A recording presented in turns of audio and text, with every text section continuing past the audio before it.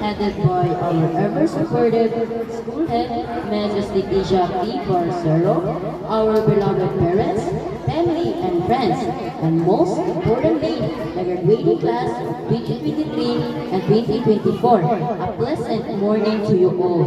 Today marks a significant milestone in our journey. For many of us, it feels like yesterday that we stepped through the door for this school for the first time, wide-eyed and curious about the adventures that awaited us.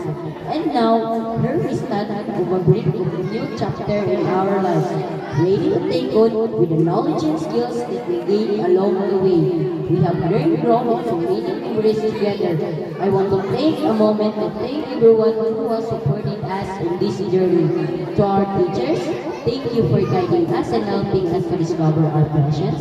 You have taught important lessons in life. We will always remember your kindness and patience. To our parents, thank you for guiding us and helping us to discover our passions. You have taught important lessons in life. We will always remember your kindness and patience. My fellow graduates, let us never forget the values of kindness, perseverance, and empathy that have been instilled during our time at the Palisan Elementary School. Let us always remember that no dream is too big, and no goal is beyond our reach. As long as we trust God and as long as we believe in ourselves and never give up on our dreams. I hope that we will never forget to thank God and ask for His guidance.